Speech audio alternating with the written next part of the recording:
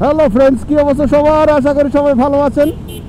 আপনাদের দোয়া নিয়ে আমিও ভালো আছি। আরও একবার আমার এই পথের পেছালিতে স্বাগতম জানাই। সেই পুরাতন রাস্তায় বারবার আসা হয়। আপনারা হয়তো অনেকে বিরক্ত হয়ে যাচ্ছেন যে কি মানে বারবার একই রাস্তায় একই বিষয় আসা হয়, একই দৃশ্য, একই সিনারি। অফিস আসা যাওয়ার পথেই আমি আমার এই পথের পেছালি নিয়ে আপনাদের সামনে হাজির হই। আর অফিসে যাওয়ার রাস্তা যেহেতু আমার এই একটাই, এ কারণেই আপনাদের সামনে একই রাস্তায় বারবার আমি হাজির হই। একটু কষ্ট করে হলেও দেখে নিয়েন। মানে এটা কি কুয়াশা নাকি ধোঁয়াশা বোঝাটা একটু মুশকিল। কারণটা কি যে আজকে মানে যদিও ভারী এই ধোঁয়াশা বা কুয়াশা,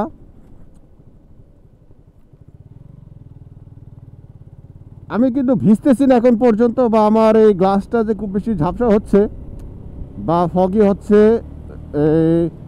সেটা না। এবং খুবই পাতলা, এটা বাতাসে মেঘের মতো বাতাসে ভেসে যাচ্ছে। গত কয়েকদিনে আমরা টিভি নিউজগুলো যদি দেখি, সেখানে পাকিস্তানে, ইন্ডিয়াতে জরুরি অবস্থা জারি করেছে। কারণটা হলো অতিরিক্ত বায়ু দূষণ, মানে যেটা এই কুয়াশার মতো করে সারাটা দিন সে দিল্লির আকাশ, পাকিস্তানের আকাশকে আচ্ছন্ন করে রাখছে। যেহেতু বাংলাদেশটাও ইন্ডিয়া থেকে খুব বেশি দূরে না, আর বায়ু দূষণ যেহেতু, আর বাতাস তো এক দেশ থেকে আরেক দেশে যেতেই পারে, এই কারণে একটা কনফিউশন দেখা দেয় মনের ভিতরে। আর এই ময়মনসিংহটা যেহেতু ইন্ডিয়ার কাছাকাছি, একটু ভয় লাগে যে আসলে আমাদের যেটা আমি এখন যেটা দেখতে পাচ্ছি, গতকাল যেটা দেখেছি প্রায় সেম অবস্থা। মানে এর জন্য বলতেছে এটা কি ধোঁয়াশা নাকি কুয়াশা।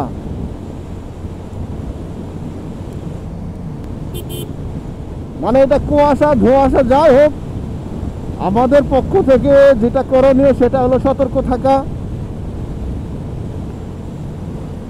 আর যেহেতু বৃষ্টি বাদল নাই, সেই কারণে রাস্তাঘাট একেবারে খটখটা শুকনা, একটু বাতাসে প্রচুর ধোলা ওড়ে।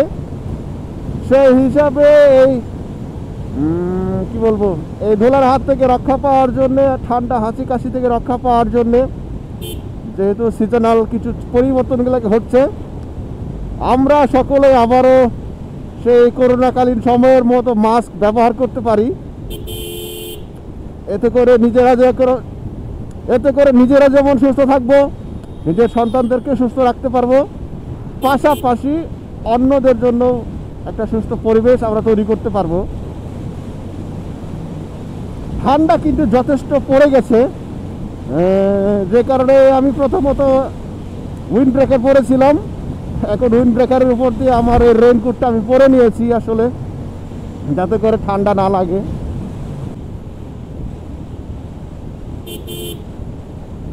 আজকে আমি খুব একটা বেশি কথা বলবো না, কিন্তু আপনাদের জন্য এই কুয়াশার যে সুন্দর দৃশ্য, কখনো কখনো মনে হবে যে মেঘের ভিতর দিয়ে ভেসে যাচ্ছি, সেই দৃশ্যটাই আপনাদের জন্য শেয়ার করব।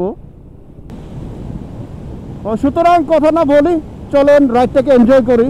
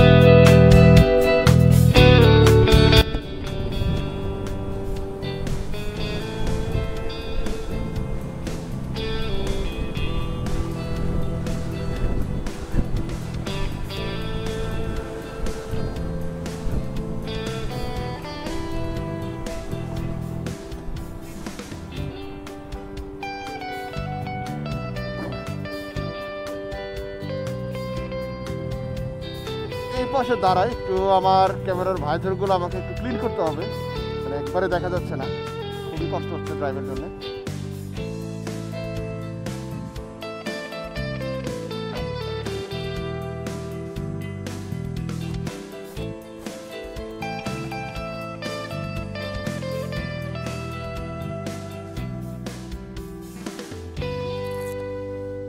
ভাগ্যটা ভালো যে রেইনকোটটা নিয়ে এসেছিলাম।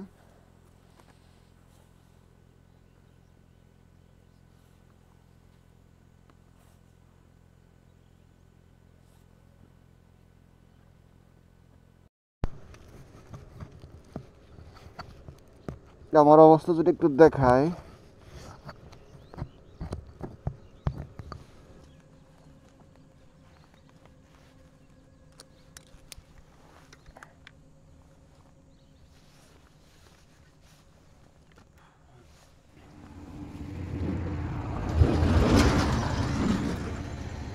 সো ফ্রেন্ডস, আজকের মতো এই পথের পেছাল এখানে শেষ করছি। দেখা হবে, কথা হবে পরবর্তী কোনো ভিডিওতে। সে পর্যন্ত ভালো থাকবেন, সুস্থ থাকবেন, নিরাপদে থাকবেন। টাটা।